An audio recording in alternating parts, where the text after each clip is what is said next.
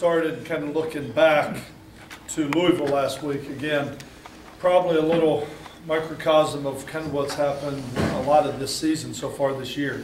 We were able to get a lead in the first half and weren't able to hold on to it and finish the game. It's so many things you go back and go, what if? We're so close in so many areas, but yet at the end of the day, again, that elusive win just got away from us towards the end of the game. And there's a number of people that I thought really played well. I was really proud of the way Bobby Eveld went in there and for his second start to go in and do what he did.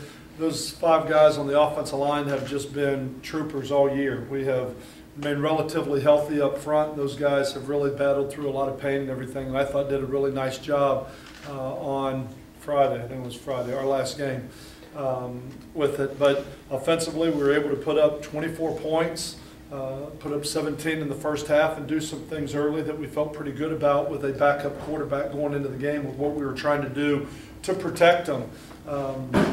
And then right before the half, where we gave up the kickoff return with some of the special team mishaps that happened in that game, with the drop punt, which led to 3 points, and then the kickoff return, which led to 7 points. But it was nice to see Lindsey Lamar get going a little bit on the kickoff return team, and I think that is coming along and getting better. Even though we're in the 11th game of the season, it was nice to see it finally come out, then break him free and give him some space where he can use his speed. Defensively, I thought there were a lot of good things defensively. Unfortunately, you can play 85 great plays and 3 bad ones and give up 21 points in a hurry. The frustrating thing about some of the points we gave up defensively, as we talked about in the press conference afterwards, is the uncontested touchdown passes. And you know, it's one thing, as we talked about as a team last night, it's one thing if you're trying to invent new coverages or everybody's confused, but we're in 3 deep. I mean, you get in 3 deep because you don't want to give up the big play, and everybody stays deep as the deepest. And unfortunately, we got out of the middle of the field and gave up a post and gave up 2 corner routes by biting on the underneath routes. And so that's the frustrating part about it defensively. I know we're beat up a little bit right now. It seems like when injuries come, they come in bulks at certain positions, and probably the wide receiver and the defensive back position is where we have been hardest hit, and that's also why it's probably affecting our special teams the way it is. I think we have 7 corners that have missed time so far this year. When you talk about in that game, Kayvon wasn't able to play and Q wasn't able to finish the game, and with Jenkins and with Butler and with George Baker, who's missed quite a bit of time, and then having Ernie Tabatu and Ricardo Dixon out, seems like we've really been hit hard at the corner position, along with the wide receiver position with some of the young guys. And I think Andre Davis, Deontay Welch, and Ruben Gonzalez have done a great job for young players that have had to fill in as freshmen. And I think they're really talented and going to be really good down the road. But I think the key, again, you look at some of the mishaps and just the fumble by a freshman receiver that gives up 7 points, and the 3 uncontested plays that give up 3 touchdowns. I can handle it if we're back there in our zone and we go up for it and they go up and take it away from us, then I'm willing to say that they're better than us. But if we don't even cover it, I have a hard time right now with some of the mistakes we're making as a football team. And as I said after the game, I think we have to look at that as coaching. We have to do a better job of getting through to our players and where they're supposed to be and executing the offenses and the defenses called. And I have to do a better job as a head coach and getting them to understand how bad turnovers and some of these mishaps are going to cost us football games. There's an old adage that says before you can ever win, you have to learn how to not lose. And right now it seems like we are finding ways to lose football games and give up leads rather than doing what good football teams do and solidifying to be able to secure the win by making sure that you're playing solid football. And right now we're not doing that on a consistent basis. Injury-wise, B.J. Daniels this week, I don't know exactly where he's going to be. He did go out yesterday and threw the ball around a little bit.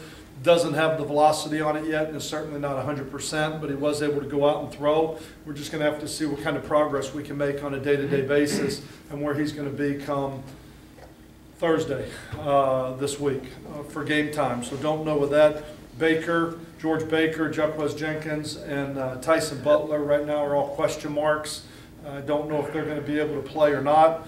But on the positive note, it looks like Sterling Griffin and A.J. Love both have a chance to be back this week. So it will be nice to have, with Sterling Griffin coming back from his broken leg, and A.J. Love coming back from his stress fracture in his lower leg. It looks like both of those guys have a chance to be back, which would be a welcome addition to our receiving core, which would give us a couple more weapons to utilize from an offensive standpoint. This week we certainly have probably arguably one of our biggest challenges, especially from a defensive standpoint. Not the game that you want to limp into with injuries in your secondary, but nonetheless, this is where we are, and this is the challenge that we face. We're playing Thursday night here at home, which we're excited about being able to finish up the season here at home.